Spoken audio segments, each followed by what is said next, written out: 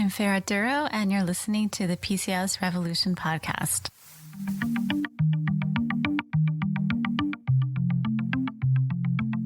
Well, hello, everyone, and welcome back to the PCOS Revolution podcast. Today, I have Lisa Johnston here, who's a registered dietitian nutritionist who specializes in PCOS and diabetes. Now, she helps women improve their hormonal health and quality of life, and she's been practicing since 2007. So she owns a private nutrition practice called Nourish Nutrition Diabetes in Oklahoma City, and she can be found online at nourishpcos.com. So after years of seeing women struggle with cycles of overly restrictive eating, overindulgence, and guilt, Lisa's goal became to help women develop realistic and sustainable nutrition approaches. And so she uses a whole food approach that promotes hunger control and prevents cravings. And I love this approach because we talk about it so much in our podcast and in our 90-day reset course about trying to do something that you can see yourself doing when you're 80 years old. And I think that's the key. So welcome, Lisa. I'm really happy to have you here. Thanks for having me. I'm excited to be here. Oh, great. So tell me a little bit about what made you want to work with PCOS so much. Yeah, what motivated me to specialize in PCOS and insulin resistance was that I started seeing so many women come into my office and they were either just diagnosed with PCOS or they hadn't even been diagnosed yet, but they had all the symptoms. And if they were diagnosed, sometimes their doctor just said, take some metformin and lose weight. And they often weren't, really told that there were actions that they could take or how to lose weight that would help improve their hormonal balance and improve their PCOS symptoms. Yes. So I just wanted to, help advocate for these women to figure out what steps they can take on their own to improve their PCOS and lose weight, but also help them figure out what to talk to their doctor about.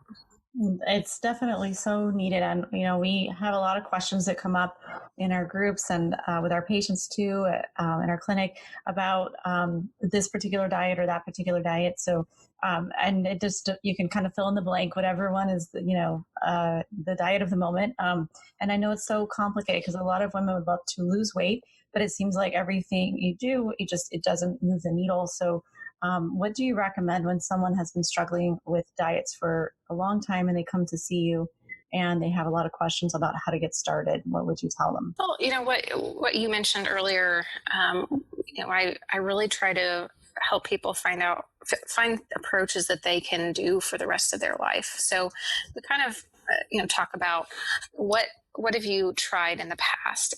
And then when you stopped following that plan, whatever type of fad diet or eating pattern that you were following, what caused you to stop following it? And usually it's, something like, it was too restrictive. There were so many foods that I couldn't eat. I just got to a point where I couldn't follow that anymore. So I really try to help people figure out ways to include, all whole foods, but find the right way to balance out their carb and protein and fat intake so that it works for their body. Right. And we definitely, we were talking back and forth in the emails about when someone comes in who is on a vegetarian diet, which you do work with, or vegan diet, what is the best advice, I guess, for somebody? I always say seek the advice of a nutritionist if you are going to follow a restrictive diet, because, definitely the protein aspect's important and the choices are there, but they are a little more limited. So how do you recommend someone follow that if they are perhaps trying to lose weight or they have insulin resistance as well? And maybe if you could give us some ideas and some key proteins that you like to recommend. Yeah. If you're following a vegan or vegetarian diet, there's some special considerations with PCOS just because plant-based foods, particularly grains and starchy vegetables, fruits, they have some naturally occurring carbohydrates that we will need to be cautious with on portion size. And so we also have to make sure that you're able to get enough protein and fat. So, it is possible to follow a a well-balanced vegan or vegetarian diet while having PCOS. But I do see that it's a little bit more difficult for women to lose weight when they have PCOS. Definitely. And trying to conceive, do you have women that come to you that are trying to conceive who are following a, vegetarian or vegan diet with PCOS? And have you noticed anything about, their cycles or any observations you have with that? Yeah. Specifically in terms of PCOS, I've seen some women who, maybe were not eating any protein for breakfast, for example. So I had one woman who was having 3 cups of fruit for breakfast, which, fruit's a whole food, but if you're eating 3 cups of it and you have an insulin resistant condition like PCOS, that's most likely going to cause a huge rise in your blood sugar and your insulin levels. And then we know that, that big surge of insulin, if it's an excess amount of insulin, can cause testosterone production. And that's going to make trying to conceive difficult if your hormones are not well balanced. Right. And that's I always say it's the most important meal of the day. Like if you don't get your breakfast right, it's like your whole day can go downhill, I think. Yeah. Sometimes it just sets you up for hunger if you have something that doesn't have enough protein or fat in it at breakfast. And then, if it's just, say, for example, that fruit we were talking about, a large amount of fruit, no protein, no fat, in an hour or two, you're going to be hungry, and it's just going to be, constant cravings throughout the day. A lot of women start out with smoothies. So I guess there's a trick to the smoothies as well. Well, coming from a Chinese medicine perspective, we go, well, it's nice to have something already cooked or warm in the morning rather than raw. But, it's what would you say as far as, do you recommend smoothies in the morning, or what type of breakfast generally do you recommend? Smoothies are definitely an option, but you have to be really, really careful about the amount of sugar, even natural sugars, that go into them. So sometimes people might blend up, 2 or 3 different types of fruit and then some almond milk or maybe some greens. But what that's lacking is protein and fat. And so same problem, in an hour or two, you're not going to feel full or even satisfied. And, you're going to want to start snacking.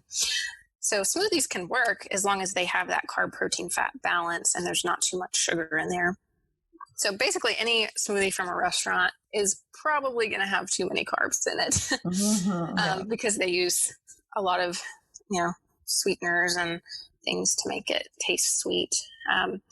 But if you start out with about a cup of fruit and you use a protein base, so for example, plain yogurt has lots of protein and it has that probiotic component that everybody needs, and then add some ground flaxseed or chia seeds or hemp seeds and maybe a handful of greens, and you've got a pretty well balanced smoothie that isn't too high in sugar. And we've been we actually use CBD oil in our office, and some patients will also put like a little dropper in their smoothie as well, which it adds all kinds of good hemp, like you said, like it's made from hemp, so we have the anti-inflammatory effect, it's a good fat, and it's actually, I think it tastes pretty good actually. But, and you can even put, if you take inositol supplements, you can put that in there.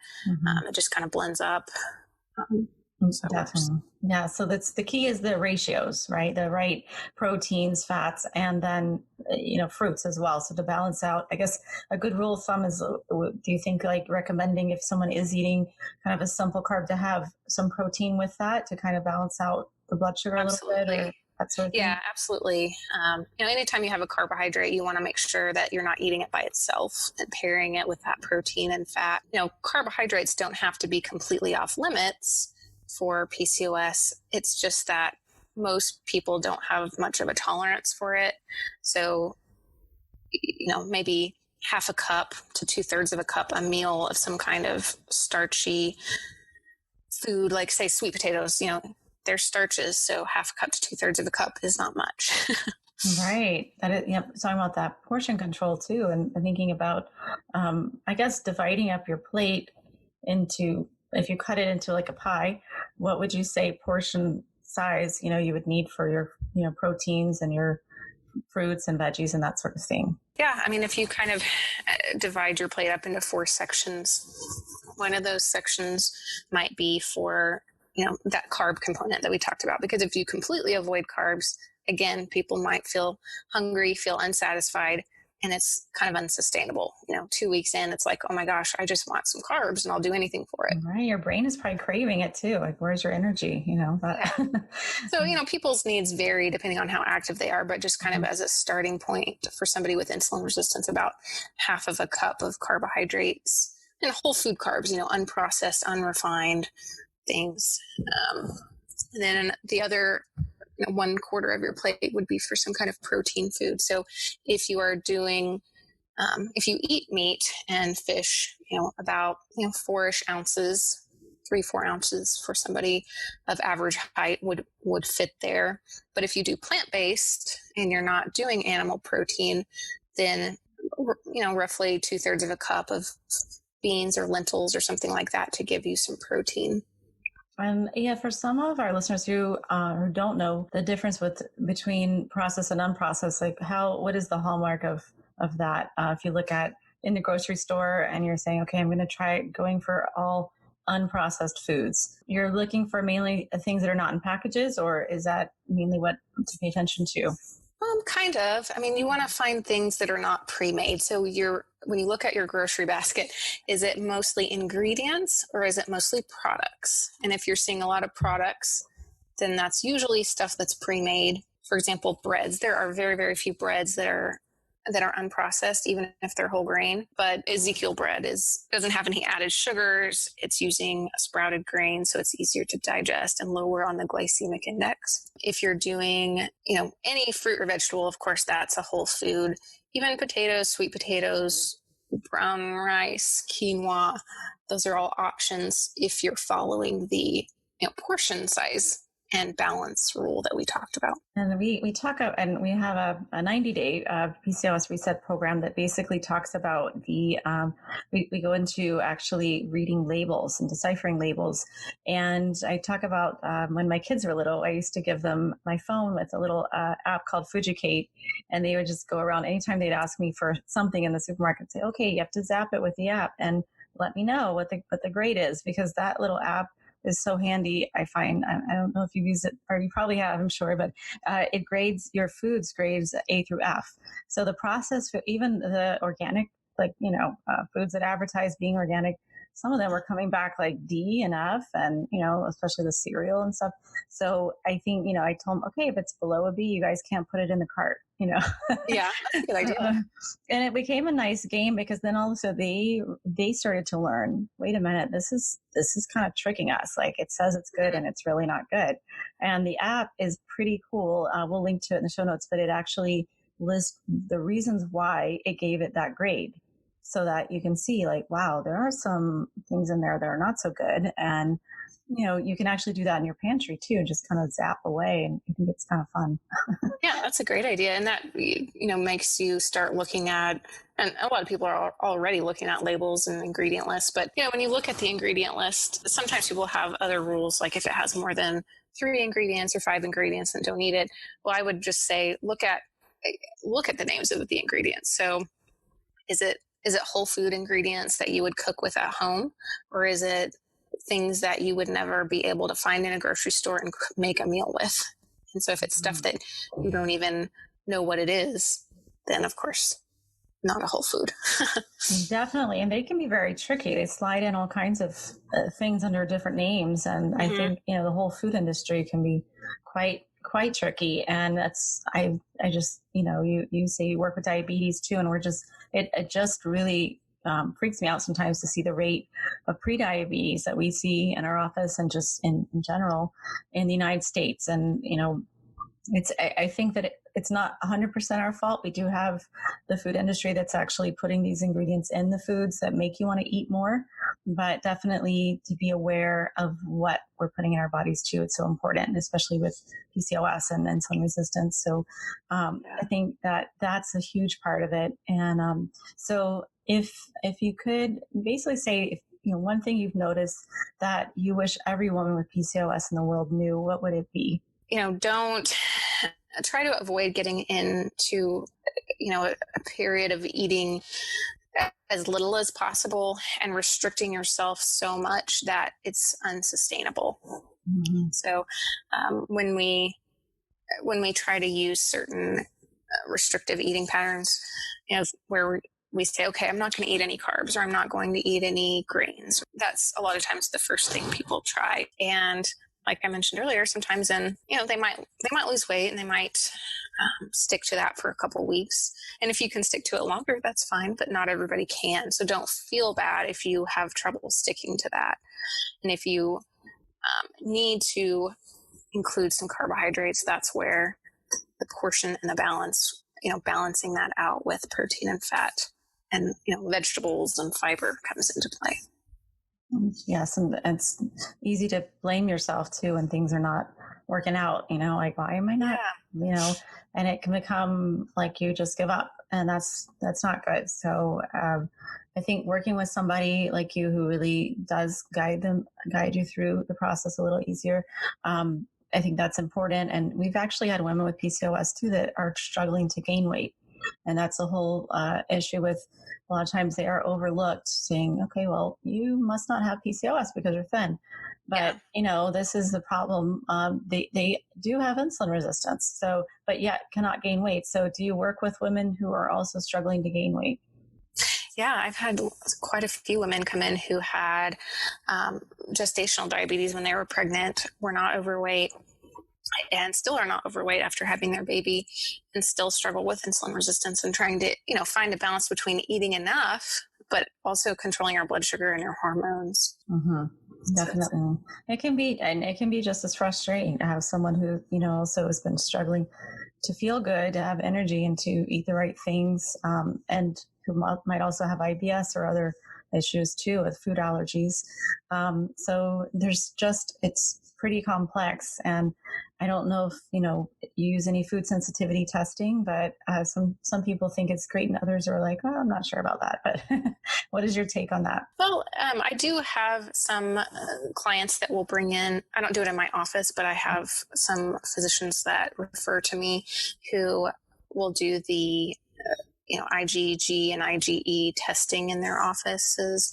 So my patients will sometimes bring in the results, and I help them figure out what the underlying problem is. So if they don't have any true allergies, but they maybe have some sensitivities, why do you have these sensitivities? And we'll take a look at their normal food intake, and a lot of times it's a gut health issue. So they may have leaky gut, or at least just a poor amount of the good microbiome levels in there. Mm-hmm. I didn't say that very well, but they don't have their microbiome optimized. And so us trying to balance out their probiotic intake and increasing their fiber. Sometimes people even have to go on a low FODMAPs diet for IBS. So just kind of treating each person as an individual in that situation is important. And that is, and I think the, one of the things that we look at is everyone is an individual, right? So it's not a one size fits all approach for many things. And so I think that's where the challenge comes in. When someone's trying to do a detox or kind of, some things that it's not going to have a sustained effect for weight or also for insulin balance. And this comes up a lot, but I was going to ask your opinion about intermittent fasting. And what do you see with that?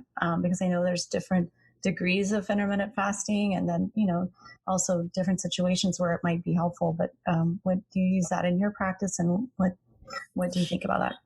Yeah, I mean, there's definitely research to support intermittent fasting, but that if you go to the extreme ways of doing intermittent fasting, then that's often what becomes unsustainable.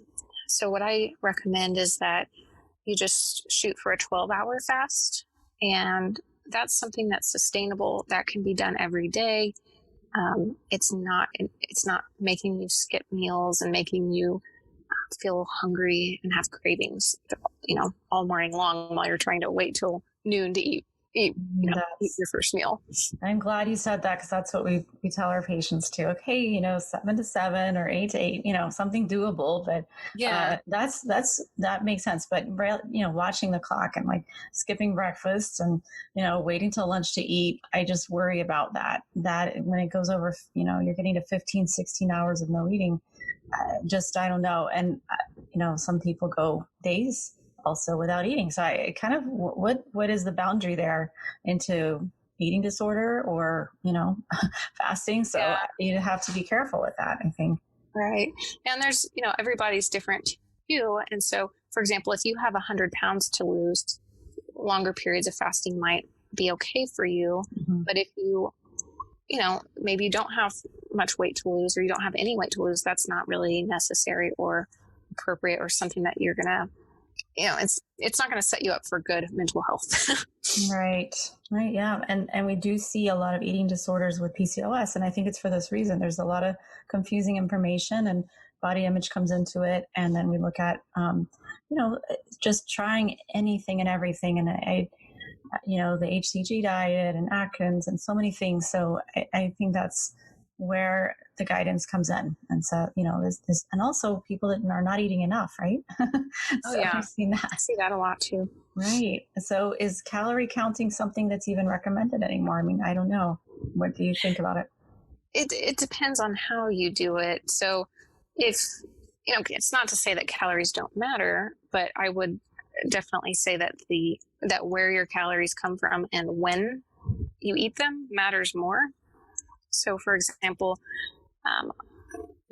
I'll see a lot of women, particularly older women that do this. They'll eat 1,200 calories a day, and they've been doing that for years and years, and they're still heavier than they want to be. They're not losing weight. They're not overeaters. They do eat low calorie, but it's not getting them where they want to be. And so when we start looking at where your calories are coming from, are you getting enough protein? Are you getting enough fat?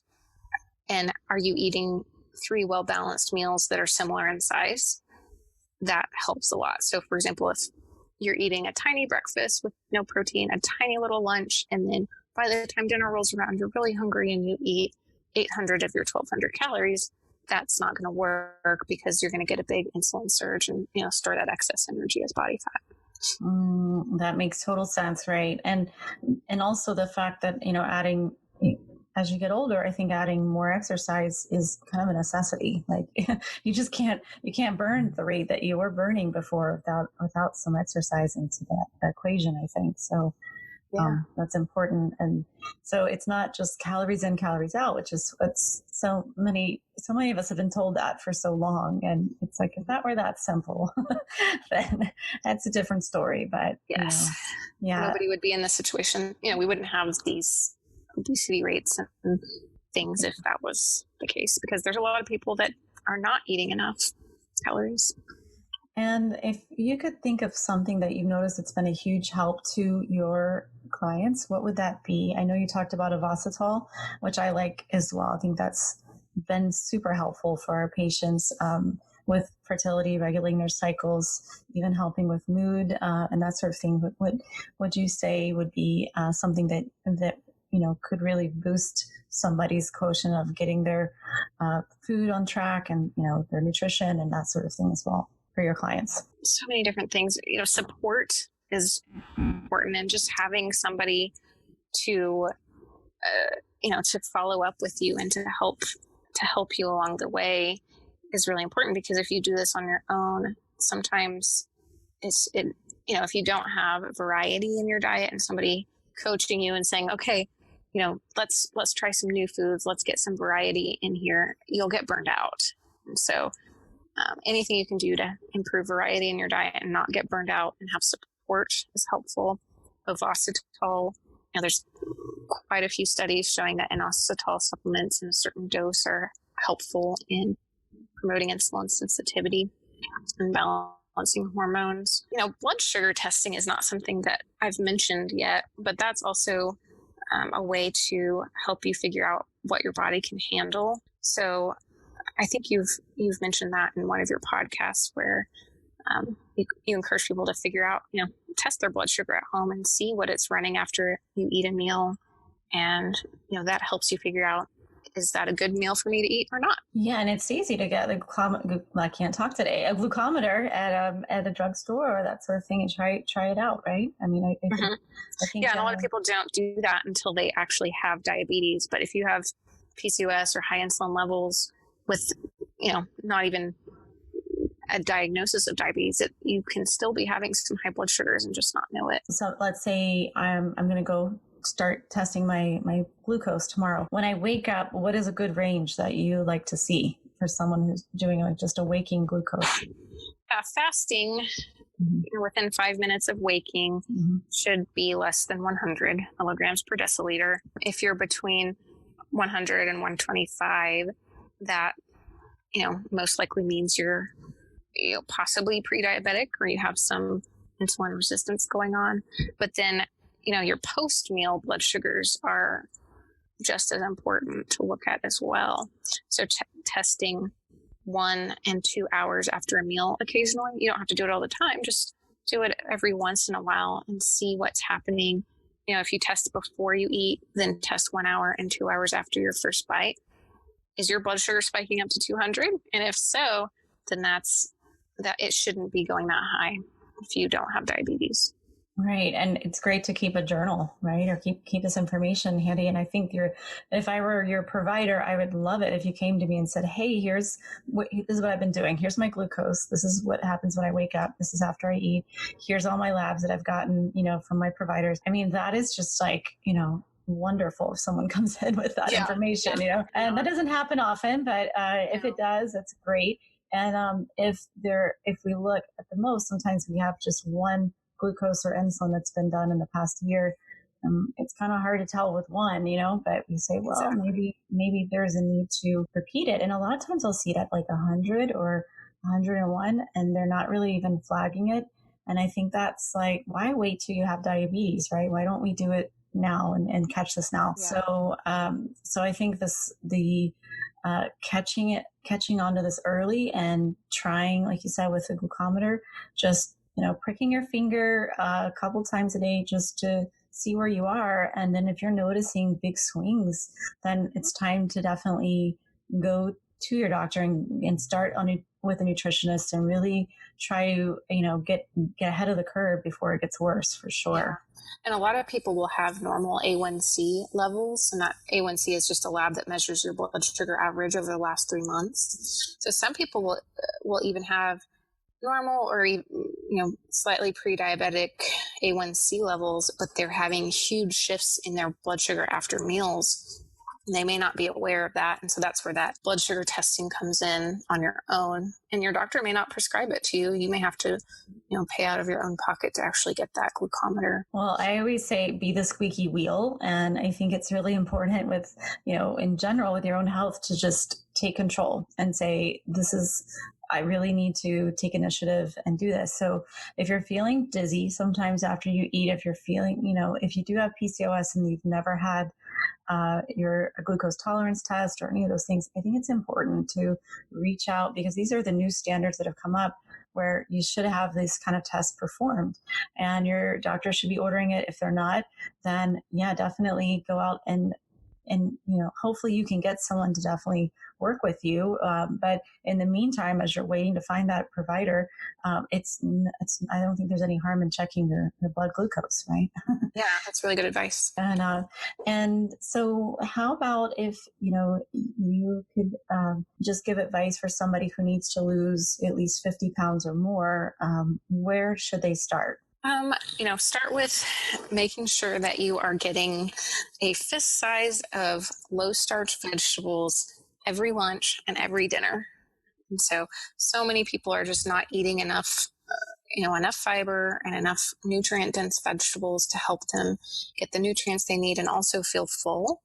And so if you just make that simple adjustment, it's going to help control your portion sizes of everything else. And then, of course, everything else we talked about so far by adding that protein, adding a little fat to your meal, and then keeping your carbs around half of a cup is a good starting point, and then customization afterwards, but starting with half a cup of starch each meal, and you've got a really good balance there to help control your hunger. And that's what makes this sustainable, because if you start doing really extreme patterns of eating where you're avoiding entire food groups, then, it's not something that you can do until you're 80, like you mentioned earlier.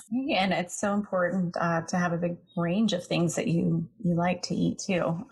Instead of just sticking, it's kind of like we're creatures of habit. So, okay, we'll stick with one thing, and that's what we eat every lunch or every breakfast. And I'm guilty of that myself sometimes with eggs. Oh, okay, I'll eat eggs for breakfast because it's got protein, it's fast, but you run out of ideas sometimes. So it's good to have some extra ideas and cookbooks and Yeah, and I'm glad you said that. Sometimes people they're getting really motivated, and they'll say, okay, I'm gonna do some meal prep. They cook some chicken, they cook some broccoli, maybe some brown rice, and then they portion it out, and then by the 5th day they're so sick of that they don't want to even think about it again. So variety.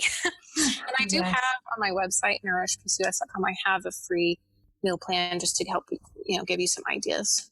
Awesome. Well, we'll definitely link to that. And I hope that, that I really appreciate you spending time with us today to talk about this. It's such an important topic.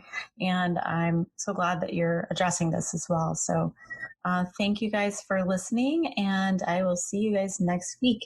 Thanks so much. If you enjoyed listening to this episode, you have to check out the PCOS Revolution Academy 90-Day Reset, where we go through all of these topics in an easy to follow, totally online, step-by-step process so you can stop giving PCOS the upper hand. Join me over at thepcosrevolution.com to find out more about how you can sign up and also get access to some very cool freebies that I've created for you. I'd love to have you join me inside of the Academy. See you there and have a wonderful week.